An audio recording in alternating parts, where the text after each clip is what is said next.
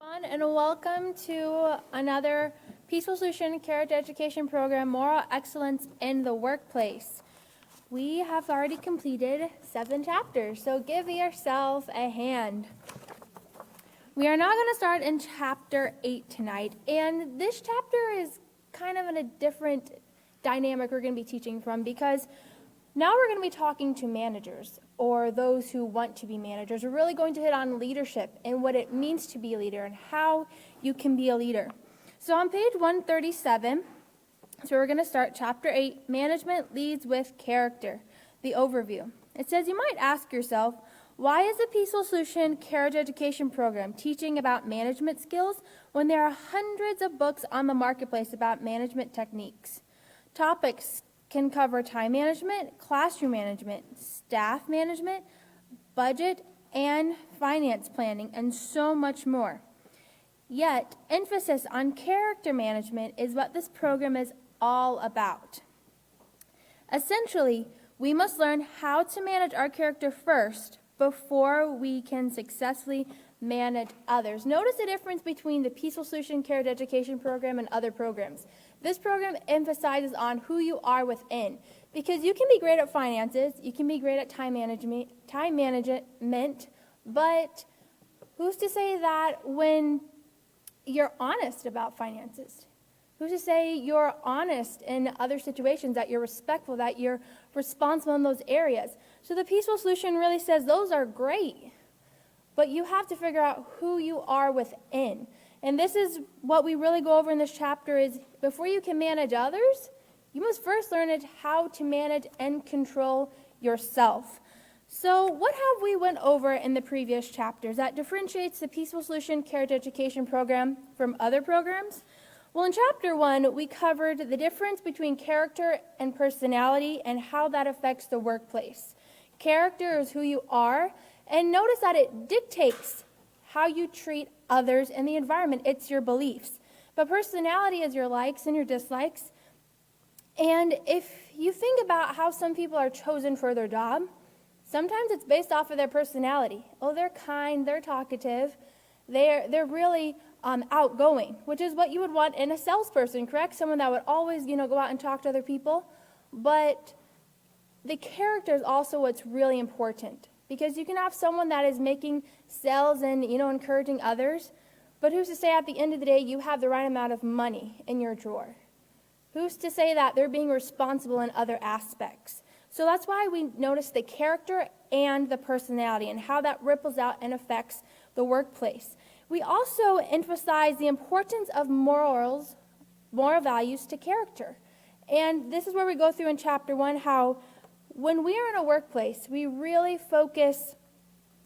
our focus is not just on ourselves, but it ripples down and affects others.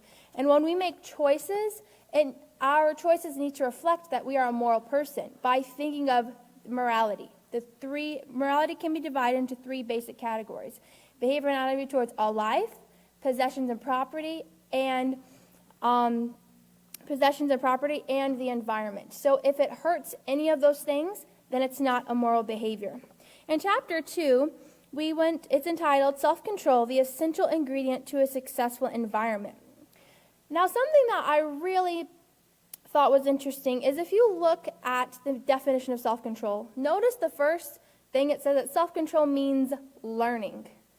Keep that in mind as we are teaching and as we are teachers. You're learning to control your thoughts, your feelings, and your actions, and realize that will ripple out to either rewards or consequences.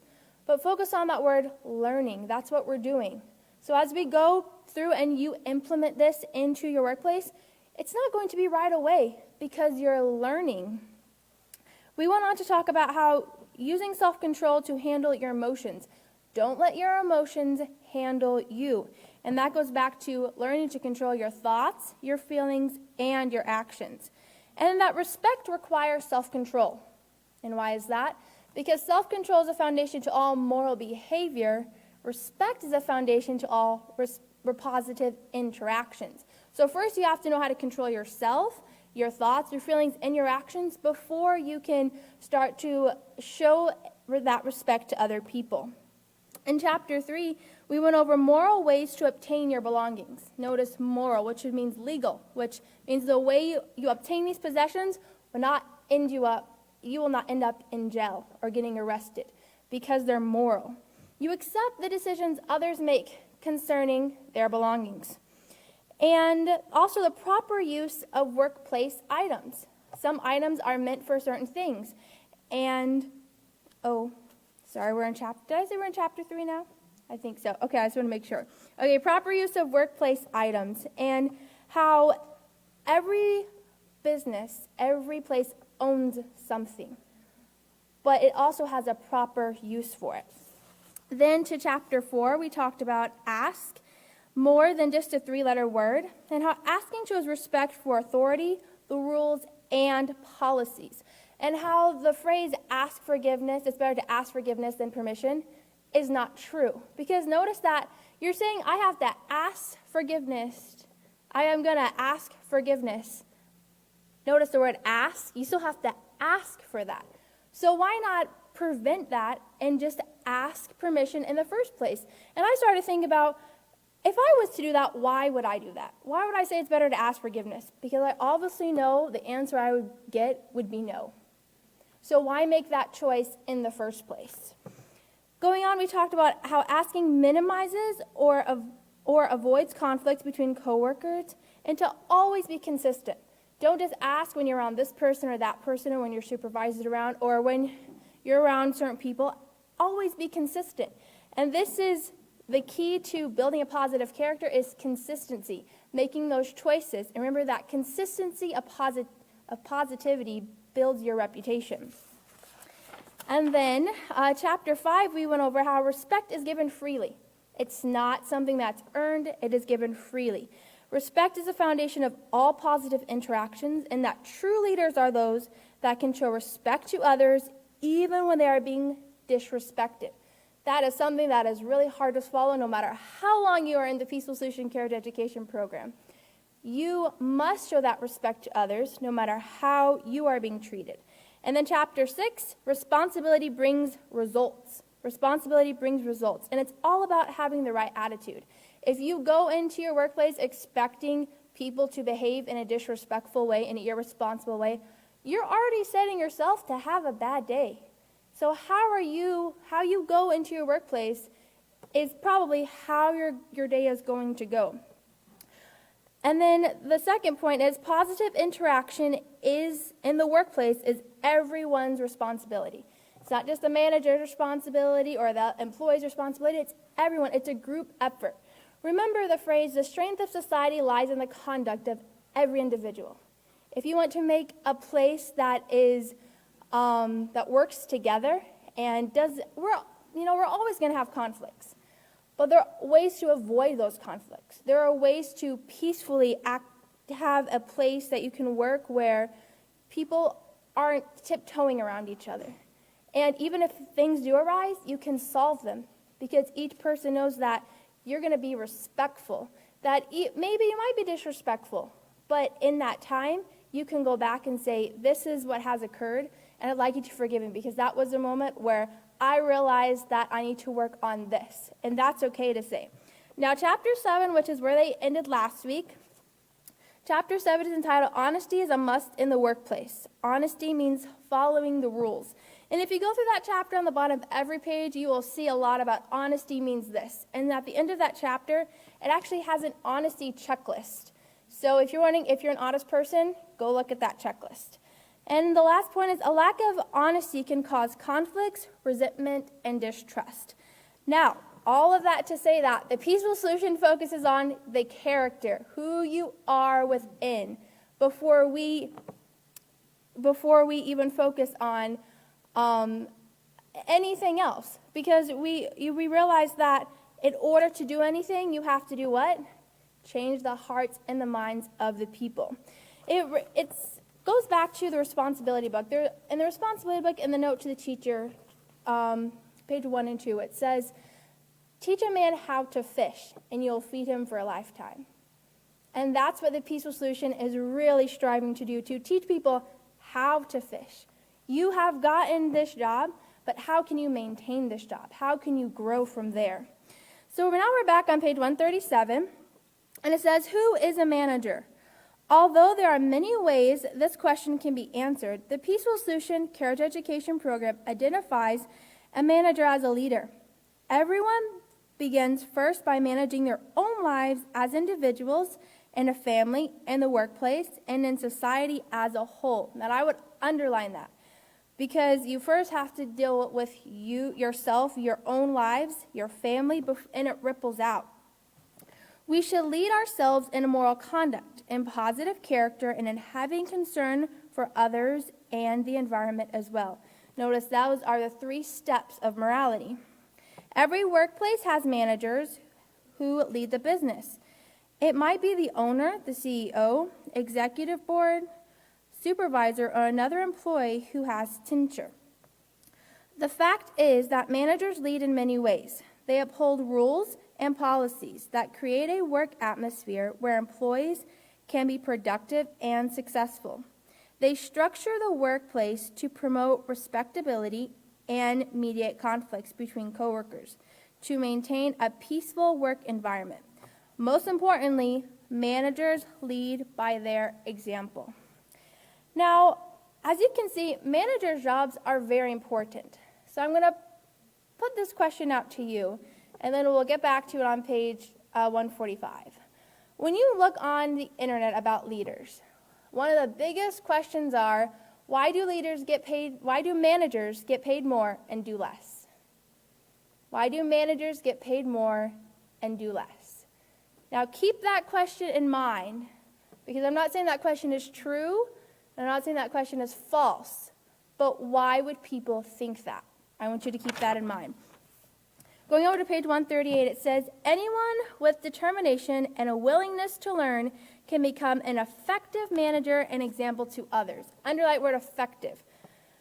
The ability to successfully manage or lead is a combination of personality and character traits, as well as developing various management skills. In the previous chapters, we explored the rewards and consequences of both positive and negative character traits in the workplace. We learned that character traits, such as self-control, respect, and honesty, are crucial in creating a work environment that is safe, caring, and productive.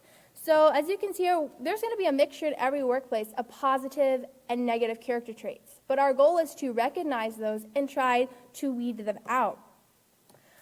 In this final chapter, notice what we're going to focus on in this final chapter. It's a lot. We're going to focus on skills to become managers and leaders. We will develop a plan for how to most effectively manage others in the workplace. We will learn that one of the most important aspects of managing is to motivate and encourage others to interact with a greater degree of respect, self-control, and fairness. This includes learning ways to discourage negative, hurtful, and counterproductive interactions. Managers will learn of the importance of maintaining a positive moral character so they can handle daily stress and unexpected challenges, serving as an example to those who look for instruction and support. So managers, we really have a big job, because we know we don't just deal with the things that are in our own lives. We are also managing, leading, and instructing others. And people look to us for that support, for that guidance, for that direction. And it's something that really stuck out to me here through all of this is that you're going to learn ways to discourage negative, hurtful, and counterproductive interactions. How many interactions have you seen whether it's in your work area or another work area, and you're like, that could have been avoided. That could have been avoided. Someone kept their mouth shut. Someone just took a moment to just calm down. Those interactions could have been avoided. But now think about when you're in your workplace. Are you as easy to see that could have been avoided as well? Sometimes it depends on where your focus is. So when we are in our workplaces or when we evaluate our areas, really focus, or like our days, really focus and see what interactions were productive and what caused things to lead to things to not work as well. And this is what we're focusing on, what works and what doesn't within the standards of morality. So going on to page 139, it says Chapter 8, Lesson Plan. Topic, Management Leads with Character. So the purpose, which is the goal of this lesson, is that students will focus on skills and traits needed to become an effective manager and leader. The materials we need are pens and pencils, a copy of a listening scenario for Activity 2, and then a student post-test assessment form. Procedure 1. Review the previous lesson, Honesty, a must in the workplace, by asking the following questions. What does it mean to be honest? To be honest means to be truthful, fair, free from lies, and sincere. And I wrote by it on page 135, it has an honesty checklist. So if you're wondering if you're being honest, you go to that checklist and see if you're exhibiting these behaviors. Honesty is also being responsible with inventory, making sure that you thoroughly go through all the inventory if that's your job, or putting the tools away at the end of the day. B, give examples of honest behaviors in the workplace. Now, this could be being truthful, taking the allotted time for breaks and lunch, and not usurping authority. And C, how does honesty affect the workplace? It can cause loss of time and money, make the work environment tense and conflictive.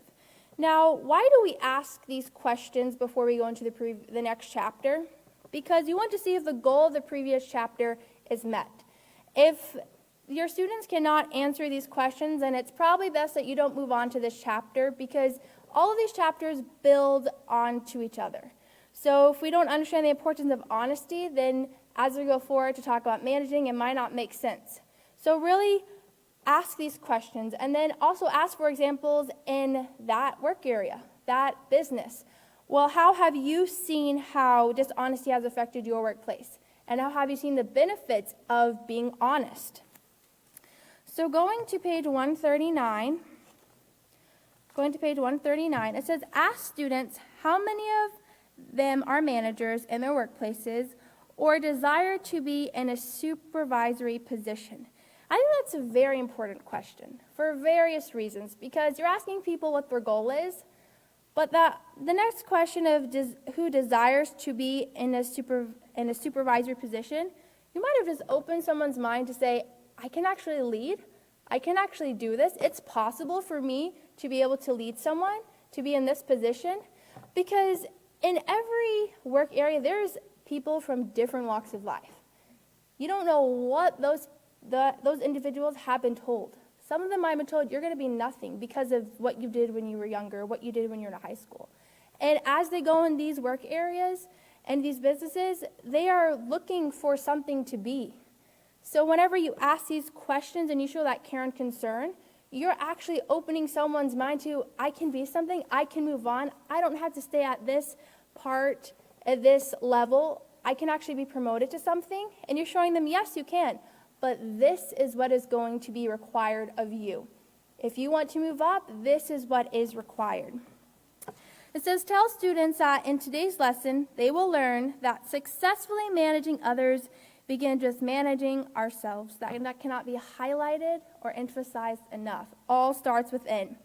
It is a combination of character and personality traits as an impersonal, and that means as involving relations between people and relationships.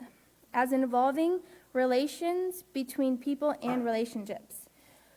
And community skills. And then you're going to have students read the introduction found on page 145. So the goal of this lesson is to be successful managers. Keep that in mind. Successful managers. Now turning to page 145, chapter 8, lesson content, topic, management leads with character. The quote at the top says, management is so much more than just telling people what to do. Remember the question I asked before. It's about guiding, motivating, and encouraging others to not only accomplish their duties, but to respect others and keep the rules while they do. Rules, that is morals. So management is guiding, motivating, and encouraging others to not only accomplish their duties, but to respect others and keep the rules while they do so. So back to my question. Why was the top question asked, why do managers get paid more and do less? My question back to you would be, do you see all the work that they do? Think about it. Do you see all the work that they do? Because from the outer perspective, you might think that you know everything that goes on. And yes, everyone works with different people. But in going through and looking, as we go through and look at what a manager's job is, there's a lot of work that goes to even before a job is set and the plans are laid out. There's a lot that goes into it. There's a lot of communication, negotiating that goes into. But the only thing you might see is this is the job we have to do. So I would suggest that we would just focus on what we need to do and stop worrying ourselves about if other people are doing their jobs. If we see other people, you think they're not doing what is right, take it to your authority, your manager, your supervisor. But do your best in the job that you are given to do. Because what are companies looking for when they hire managers? Here are a few things they're looking for. They're looking for passion, skills that can be taught, desire, drive to be real and genuine. They're looking for someone who is fit. And companies will actually line up cards during the interview and ask you to line up them based on the value of importance to you. So they'll have cards lined out with various things, and you'll have to line them up based on how much you value them. The next one is preparation. That means taking the time to read upon the business and the job requirements. The next one is resourcefulness. How well do you think on your feet to find solutions? And the last one, the willingness to learn, to be open and improve your approach. Notice, improve your approach. As managers, we are always working, guiding, and supporting others. So you are in charge. Back on page 145. So you are in charge. You are the CEO, a supervisor, a manager, or a boss. Or you are aspiring to take one of these roles. The role of a manager is one of leadership and great responsibility. It can be exciting, frustrating, humbling, and demanding. Managers are responsible for themselves first and foremost, then others within the team, and finally, the overall atmosphere of the environment. In addition to being a role model, you are also responsible for helping your employees deal with and manage problems and concerns so that they can be productive in the role they are hired to fill. Effective management with emphasis on positive character can be complicated and challenging. What makes some successful while others fail? The difference between managers who succeed and those who do not lies in putting into practice the training received in both positive, moral, and effective communication. Now, effective communication was found, we talked about it on page 106 and page 112. So, effective communication and organizational skills. To become a successful manager, you must have self-control. The definition of self-control is found on page 13. And you can also reference how we had a whole chapter 2, on self-control. And respect for self and others, determination, optimism, but you must also be willing to take the initiative. Be able to and effectively organize, and in personal skills management will be ineffective. Without them, management will be ineffective and counterproductive. Now, you must be willing to take the initiative. In the Building More Excellence book, it talks about taking the initiative. And it says that taking the initiative clearly defines leadership abilities. To take initiative is to take the first step to solving a problem or accomplishing a task. That's what it means to take the initiative. Going on, it says, the great news is that with a little hard work and diligence, anyone can learn to develop a positive moral character and the skills it takes to effectively manage and encourage others to do the same. An added bonus is that learning to manage your positive character in the workplace, you can manage your personal life better as well. Underline that. It all works together. When you figure out one, you'll figure out the other, but it all starts with you figuring out how you are within. In the final chapter, you will learn what it takes to become an effective manager and leader. You will learn how to best interact with employees and to motivate them to put forth genuine effort, to follow the rules, complete all assignments, and get along with each other on both a personal and a professional level. So right there was a lot of stuff, but we're going to get into this as we go deeper into this chapter, because when you think about organization, is that a personality or a character? It's actually a personality. But how many times do we get aggravated because someone is not organized? A lot of times we do, but that's something that they can work on. And something to really keep in mind, I was actually listening to various things about management, and people were saying how if you notice that someone likes to be texted more, then try to text them. If you notice someone likes to be emailed, try to email them if possible. Do what you can to try to make things run a little bit more smoothly. Because remember, managers are responsible for first themselves, and then the others within their team, and finally the overall environment of their workplace. I probably said this a lot of times, that managers have a very important job.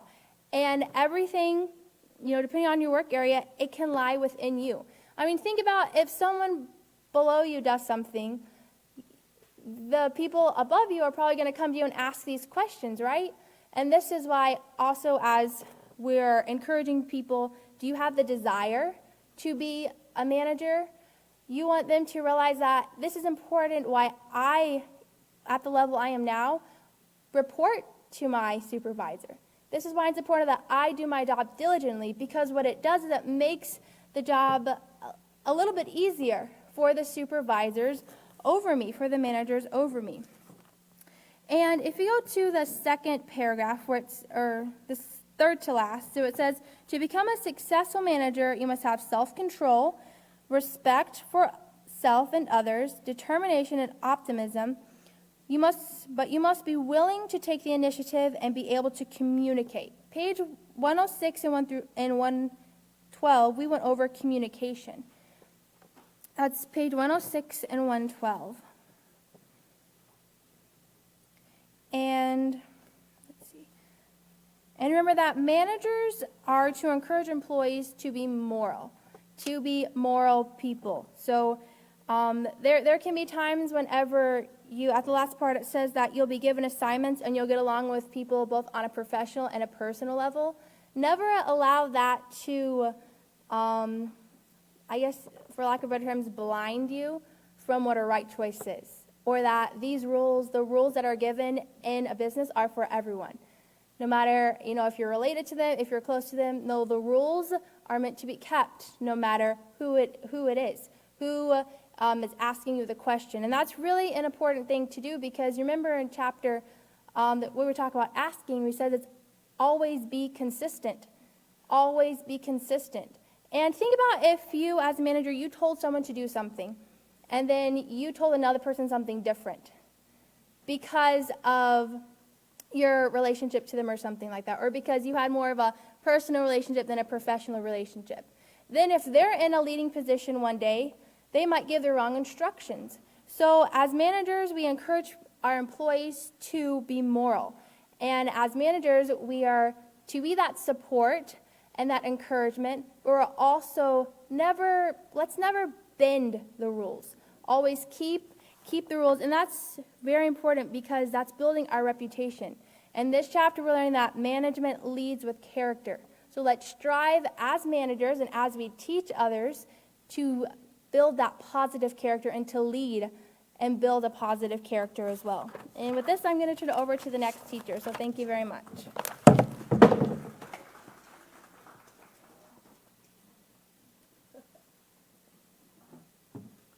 Okay, we're going to continue right where she left off. She did a great job, didn't she? And we're going to go back to the lesson plan on page 139. If everybody will flip there to the lesson plan, and we're going to be reading procedure 3. Procedure 3. And it says, have class brainstorm ways in which managers or supervisors are leaders. So think about that. How are managers or supervisors leaders? You would want to get that feedback from your class. Emphasize that a manager is a leader of his or her work area. A leader, that means that they should be leading with the example. As a leader, he or she is not just responsible for productivity, but also for the employees and general atmosphere of the work environment. We're going to flip over to page 139. And it says, read and discuss pages 146 through 149, and emphasize that as leaders, they must understand the overall goal of their organization and have knowledge of their work areas. They should also have the training available to help employees improve themselves both personally and professionally. Ask students what they think is one of the most important skills a manager can have. Now, I asked a couple of people before class to give me the answer to that. I asked them, what do you think is one of the most important skills a manager can have? And here's some of the answers that we got from you this evening. One of them was organization, patience, compassion, planning and prioritizing. And then one person said optimism. As a manager, you will have many setbacks and unexpected situations. Your employees will look to you for the advice on how to handle them best. So these are some of the things that, a manager should have. Another one was to be a great listener, because they have to know what's going on in their department or business, etc. If they're able to listen, and if you're able to listen and understand them as the manager, then you can help them with the problems that arise. So you can see that that's very important. And the last one was communication. Communication is key. Have you ever been in an area where two people were talking, but they were not communicating well at all? Have you ever witnessed that? It could turn out to be a disaster. So it's very important that we learn to communicate with one another. So continuing on procedure 4 here, it says, explain to students that learning to actively listen can be of a benefit in all aspects of the duties of a manager. Listening actively is a skill that takes practice and commitment. It promotes communication and diffuses and resolves conflicts. Have students read and then discuss as a class the information on active listening found on pages 150 to 151. We're going to start right now on the very first part, which I called A in my lesson plan, and we're going to go to page 146, and we're going to get started in the first part of that procedure. So as we usually do, you write procedure 4 at the top of your page there on page 146 so that you remember what procedure you're on when you're teaching your class, okay? Or if you're teaching in the actual workplace environment. So we've got management is about leadership. That's our heading. And it says a manager is a leader, and a successful manager has positive leadership skills.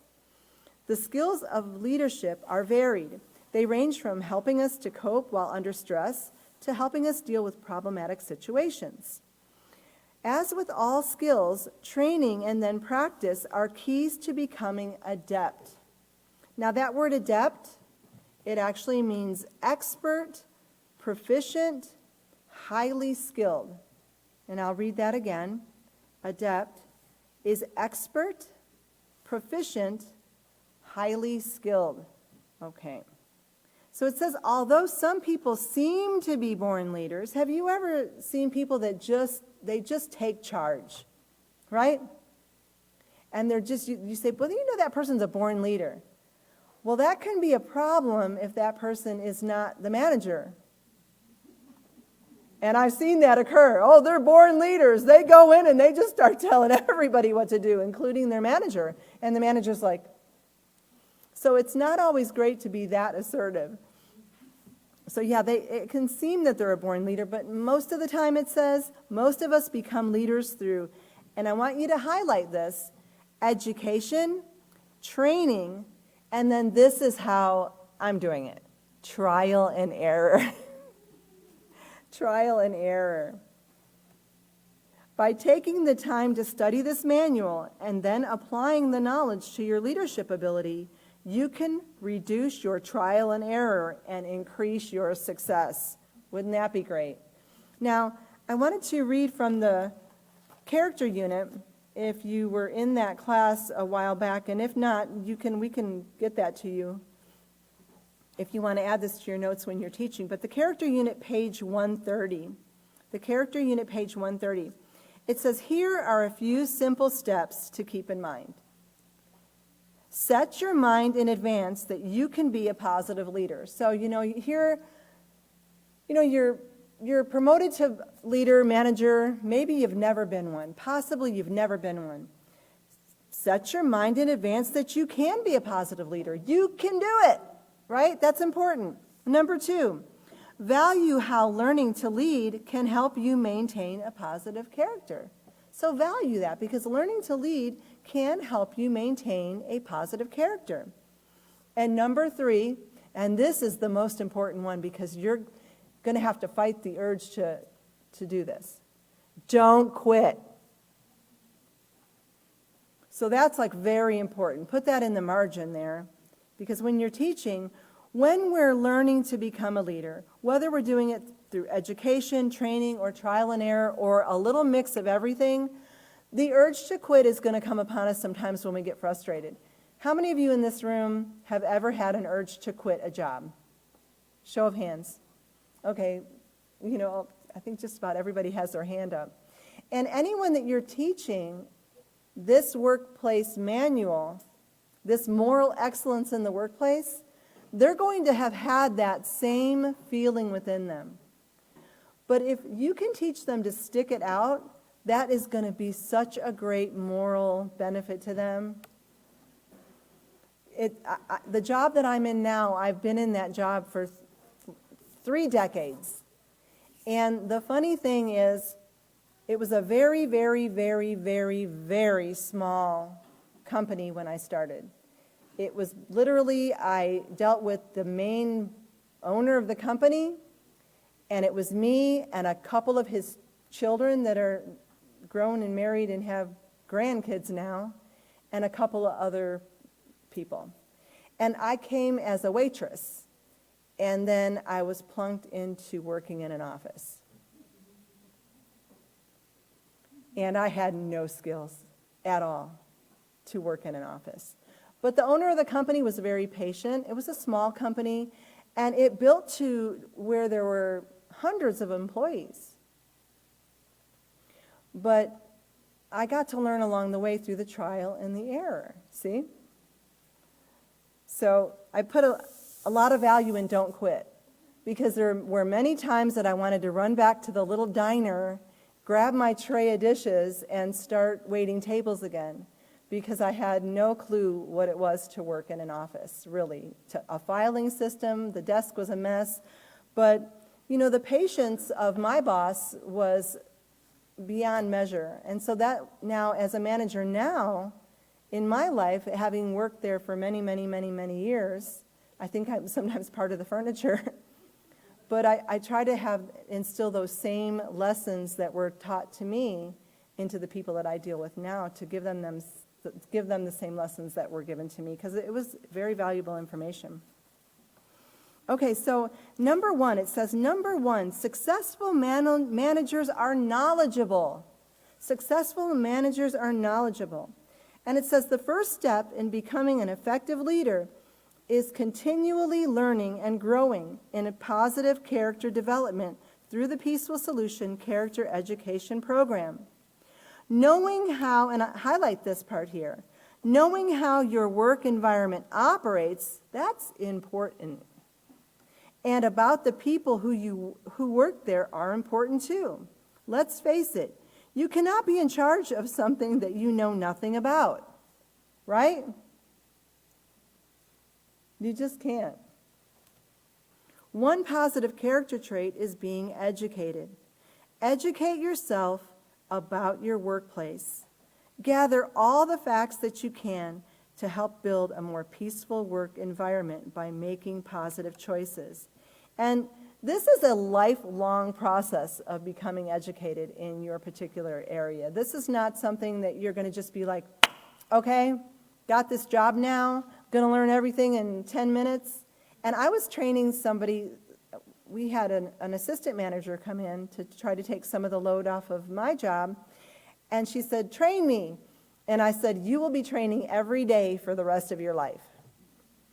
And there's certain jobs that you just can't sit down and open a manual because there are so many different situations that come up in that job, so many different personalities, so many different things that come up in a day. She said the other day she didn't ever understand what that meant until she started getting in the thick of it. It's an ever-changing, there's no, like, this is the way every day, because there's variables. It's not the same answer across the board all the time because there's different circumstances, and it's just, it would be very difficult to do a manual. So you're ever learning. It's a lifelong process, okay? Now I wanted to share with you something from the character unit, the intermediate series character unit, page 129, that goes along with this. It's a nice reference. It says, one of the keys to learning how to lead is to maintain your positive character. You may suddenly find yourself in a situation where everyone else is doing the wrong thing. Knowing how to be a positive leader can help you get yourself and others out of a bad situation. Taking the initiative and having the courage to stand up for what is right. So you're going to want to learn how to gather all the facts. We're going back to the book now here, because you're being educated, you're educating yourself. Gather all the facts. It helps you to build a more peaceful work environment by making those positive choices. Even if you're making them alone, you're wanting to make those positive moral choices as a leader. For example, take time to become familiarized with the mission statement of your company or organization. Now, it says here, knowing what your organization stands for and its goals, as well as the daily operations, will assist you in the decisions, underline this, decisions you make as a leader. Leaders make decisions. And leaders have to make moral decisions. You have to always make right decisions, positive decisions, decisions that are going to benefit the company as a whole. It might not always be the popular decision with the people that you work with, but you have to look at the whole picture and all the workers as a body, and not just one individual worker when you're making a decision. And that's very important that you teach the managers this. They have to know that they can't just make a decision based on a little tiny portion. They have to consider the big picture. Otherwise, we had something take place today where a worker was moved from one area to another area because they were shorthanded in that department. And then all of a sudden, my phone was just going crazy because now the other area was shorthanded because this worker was moved over to this department. And I said, oh, well, we didn't consider the whole picture here, did we? We need to take a look at the whole thing to make sure when we're taking from this area that it's not leaving another area unattended. So you have to take a look, and you have to sometimes talk, and you want to tell your managers this.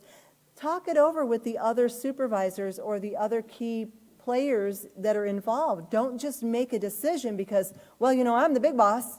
I can make the big decision, and I can just pull this one and move them over here. We have to be considerate and make sure that we're discussing and talking and keeping those lines of communication open. You see how important that would be? Otherwise, you got no one answering a phone. or nobody in a particular area.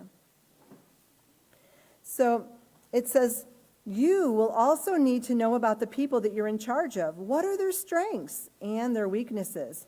Now, if you know that someone has a weakness, possibly they have a weakness with alcohol, you wouldn't want to make them your bartender. If you owned a restaurant that had a lounge, you might want to possibly put them maybe doing a different kind of job in your restaurant. You wouldn't want to say, hey, go ahead and you can make the drinks for everybody.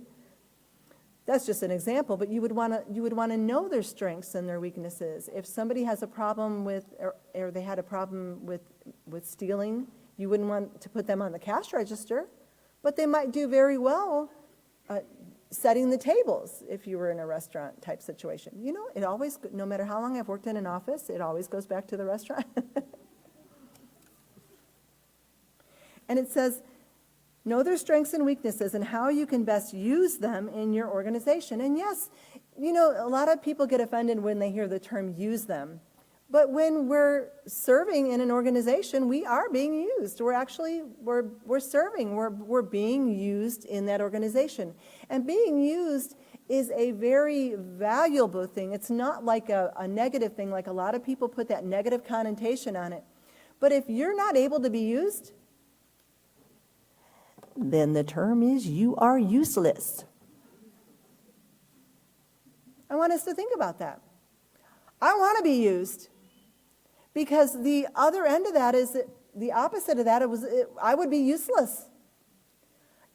Use me up to the best of my capability. Let me be used to the benefit of that company. Let me be used to serve everyone, to possibly give them a smile. Whatever your job is, use me up. Well, not all up. Stagger it out a little bit, right? But we don't want to be useless, and that's the important thing. And when you're teaching the managers or the supervisors, that's what they should want to instill in the workers. Let them realize that that's not a negative thing. We want to be useful. We don't want to be useless. We want to be used in the work of that company. Because the ones that are willing to be used, and you see them being used all over the place, doing all these different things, sometimes they eventually end up becoming a manager or a supervisor over a department because they're so useful. And they will let you use them up in various different fields and areas. And when there's a need, they'll jump in and do that and serve in that capacity. So it's a very, very positive thing. Now it says, reviewing your employee records can be very helpful in learning about their character, as well as any areas of concern. Although an employee can be diligent and hardworking, if she is ill-placed or lacks job satisfaction, she might not be productive, and the work environment could be severely affected. And that's another thing about where I work. I didn't know I was a manager until my boss told me that I was a manager. I just went to work every day for years and years and years and decades and decades. And then one day he said, well, you need to tell them you're the supervisor. And I said, I am? And he said, yes, you're the supervisor. And he said, this is your job. You supervise this and this and this. And I said, I do? I really didn't know, because it was a small company that grew into a larger thing. So I really was dumbfounded. I was like, oh, okay, well, what does that mean? Exactly. So that's why I say trial and error. A lot of error, but I still try. So the try and trial, right? But it's very important, because one of the valuable things that he taught me was, when you're placing people in different areas of the workplace, he said, if they like what they do, they're going to do it well. They're going to show up to do it more often. If you put them in something that they don't like to do, in an area that they don't prefer, they're going to call in sick. They're not going to be as productive. And I treasure his words. He's the smartest man in the world to me. And I learned a lot of things from him. But it's true, because there were many jobs that he gave me to do throughout the years of working there, and there are some things that I just didn't like to do, and he realized that quickly, and he moved me out at, he tried my hand at bookkeeping. Worst 5 minutes of my life. I'm not one to, that's just not my thing. I don't have that kind of personality. I just don't prefer to do that. There are people that can sit and not talk to another human being all day long and just have a relationship with a calculator. And that's all they do. And they don't have to talk to another living, breathing person, and they like, oh, I like when the numbers just add up and work out. And I'm like, you like that? Yes, I love when it all comes together. Oh, well, great. I like people. I like dealing with people, talking to people, interacting with people. I like hearing about problems, trying to help solve problems. That's what I like to do. Not too many problems.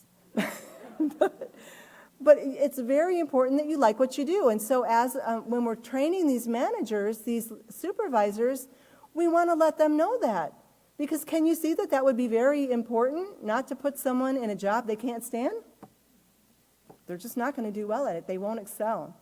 So very important information there.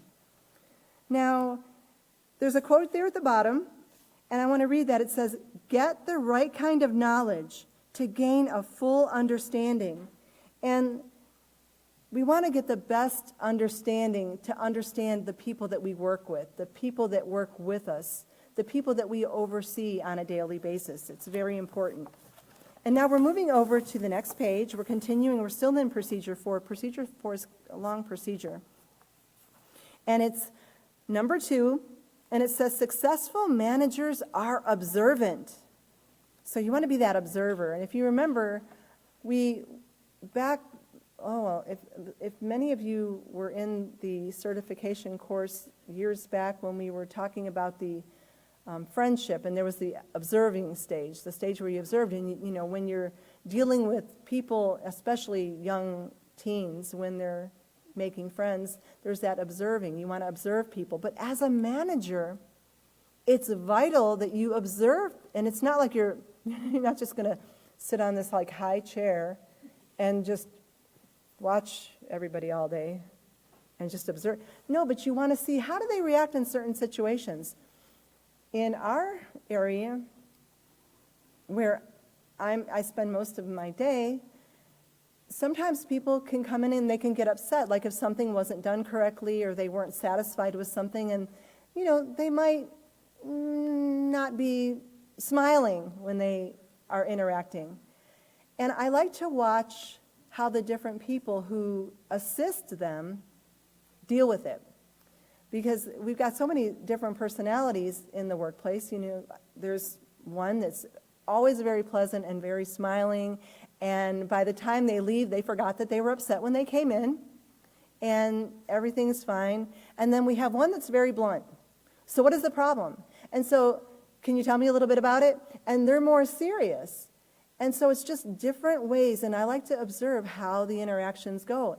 That's what you would want to teach the managers to do, because if then the manager finds that possibly somebody would do better in a different part of the office, if they don't do as well, if you want perky people who greet everyone and smile when they come in and make sure that they're taken care of, well, you might need to then pull somebody who's real perky, and they're supposed to be the bookkeeper, but they're not getting any work done because they're like, and then when we went out and, I made him, and I just spilled the white out all over. Mom. Well, you might want to move her to the area where it's the more people-oriented part, and then put the person that's more serious into the bookkeeping, because they might do better with the numbers than the people. Do you see the point? So if you're not observing that as a manager or a supervisor, you won't key into those key points that will help you to get your place running like a fine-tuned clock. You want it to go like a fine-tuned clock. Okay, so we'll continue here. It says, successful managers are observant in all areas of their work environment. They take notice. They take time to understand the needs of the people that work with them. So they take notice of their employees who seem stressed, overwhelmed, or dissatisfied. Now think about why that would be important.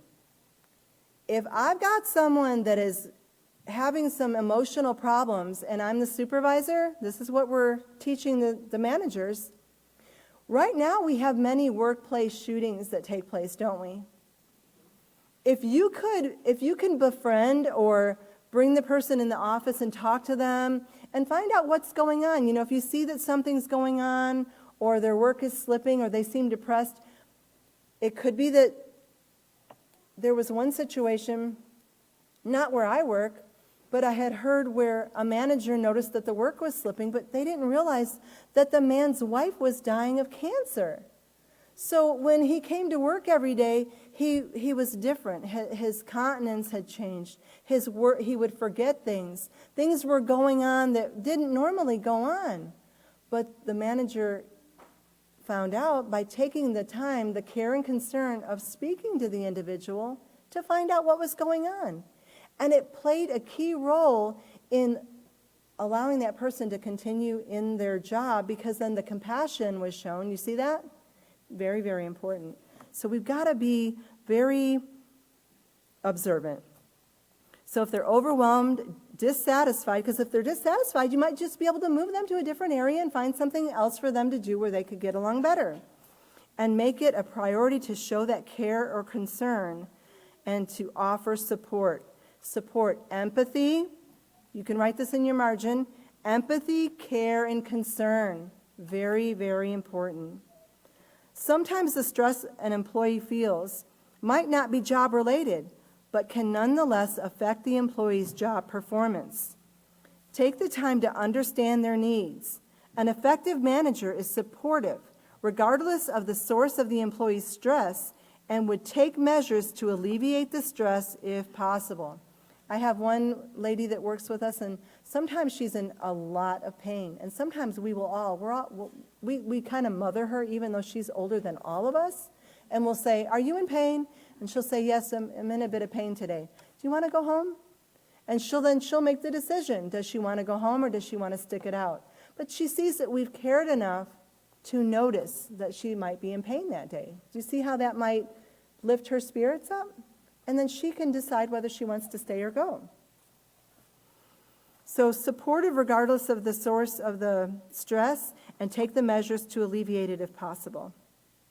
Now, in the acceptance unit, I wanted to show this on the overhead. The acceptance unit, this comes from page 13, and you can note this in your margin for when you're teaching this to the managers, because it's helpful. It says, this is page 13, and it says, accepting others means deciding to treat them the way that you would want to be treated. It means putting yourself in their shoes. If I was in pain, would I want to be the one that had to lift all the boxes and bring them in? If I was in pain, would I want to do this? If my husband or my wife were dying of cancer, would I possibly need a couple days off? Would I want to possibly spend some time with them? You know, think about these types of things. Put yourself in their shoes. How would I feel if someone treated me this way? The ability to put yourself in someone else's shoes is called empathy. Having empathy is an important part of accepting and having consideration for others. And in management, it's very crucial.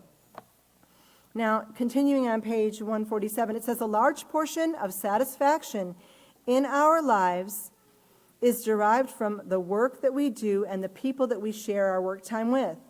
As a manager, be observant of your employees so that you can help and support them in areas where they might be lacking. Work dissatisfaction has the potential to negatively impact other areas of our lives, including our marriages and our ability to parent. And we wouldn't want someone to go home and take it out on their children because they're not liking their job. So be observant, and even in their personal lives as well. We're going to have to stop right there for this evening because we have run out of time. It seems like somebody just wound that clock up really fast. So we're going to take up here next week. And thank you for coming, but please do continue to come because we do all want to learn how to be those great managers and supervisors, okay? So thank you for coming, and we'll see you next week.